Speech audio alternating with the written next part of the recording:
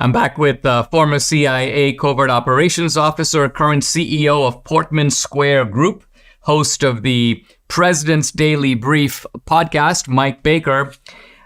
Mike, what do you think do you think that the motivation behind the Hamas attacks was to thwart any further advancement in the Abrahamic Accords? In other words, to throw a wrecking ball into the possibility of Israel making deals with other Arab countries, because once you got the war going, it's basically the Jews against the Muslims, at least in broad stereotype. Muslim countries immediately have to back off, and they're like, we can't really be siding with Israel in this situation. Do you think, some people say terrorism does not have a purpose. People are just maniacs. They just like killing people. It's a death cult, etc.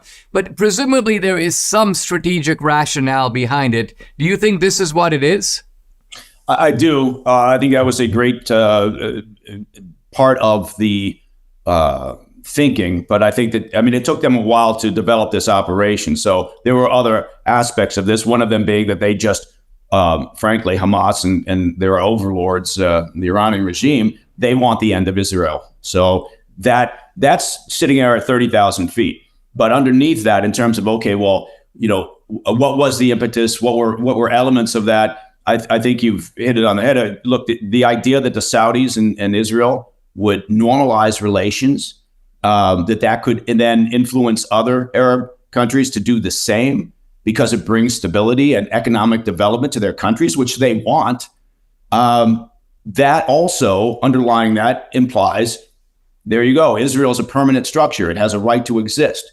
And more than anything, the Iranian regime doesn't want that to happen. So I think that, if you look at that and say, why the instability, that's the number one reason. But the idea of advancing further with the Abraham Accords and spreading that sort of stability, if that happens, Hamas has no reason to exist. Hamas would lose their funding. They would lose their ability to steal money from the Palestinian people and enrich themselves. Same with Hezbollah, in a way. Hezbollah would lose their primary sponsor.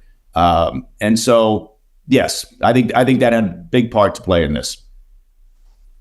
You mentioned, Mike, the fact that you've got this kind of Hamas leadership living abroad in luxurious hotels, and some of these guys I've read are multi-millionaires, if not billionaires. Is there something, maybe just prudence, I don't know, that would inhibit the Israelis from saying, well, guess what? In the wake of these kinds of attacks, presumably the orders came from the Hamas leadership, even if they were taking orders from Iran. Why don't we consider these people combatants and take them out? Is there something is it that Israel's like, we can't go do this in Switzerland, we can't go do this in a Western country because of the optics? Or why wouldn't you want to target these guys and make them pay a price? Yeah, I think there's two parts to that. One is on a personal level, they should pay a price. The other is not so much the optic, but the reality of what that could then produce. Right. So if you start taking out the political leadership of Hamas that is living comfortably in Doha, and then that has the potential for that puts Qatar in a very difficult position. Could harden views towards Israel from some Arab countries that look down the road and say, you know what, maybe not right now during this conflict, but at some point down the road, we need to have better relations. It's good for the region to have better relations. So I think Israel looks at it as a longer term play regarding that part of this problem, the political leadership in particular.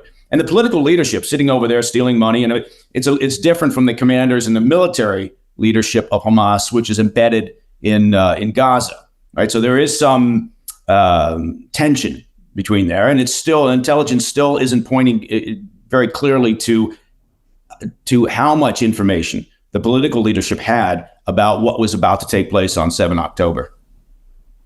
Do you think, Mike, we all know that Israeli society was quite divided. Netanyahu has been a controversial leader.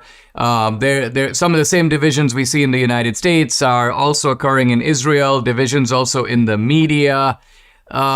Is Israeli society fully united, at least on this, on seeing through the war, disregarding the deafening din coming from abroad, and just going, hey, we got a job to do and we're going to do it? Yeah, so the folks I've spoken with ever since this conflict began, as a result of Hamas's actions, there is a very strong sense of unity around the need to do this, the need for the IDF to resolve the Hamas question once and for all, to either degrade them so badly that they can never govern or carry out terrorist actions again, or just remove them entirely. That's a problem. You never really reduce the risk of terror down to zero. But is Netanyahu popular beyond that? No, I think if we're fortunate enough to see this resolve, right, in a peaceful manner eventually, and Hamas is off the radar screen, then I think you'll see the divisions return, right? Politics is politics. But for right now, because of the horror of what happened, because of this existential threat that they're facing from Hamas, because Hamas did this and then they said, we're going to keep doing it, right? It's not as if they said this is a one-off.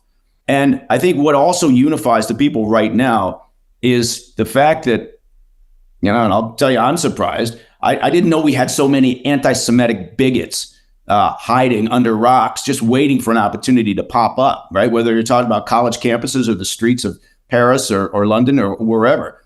So I think the international reaction that you see in the media, I think that has also unified the Israeli people, because now it's kind of back to it's us, or it's nobody. No one's coming to save us. So we have to do this ourselves. And I think they do feel very unified right now. We'll be right back with Mike Baker.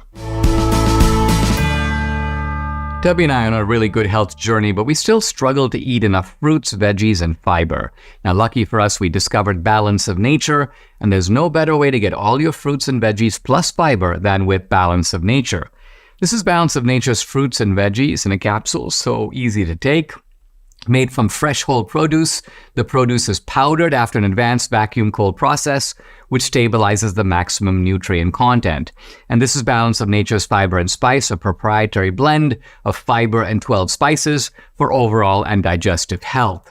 Join Debbie and me. Start your journey to better health right now. Call 800-246-8751 or go to balanceofnature.com.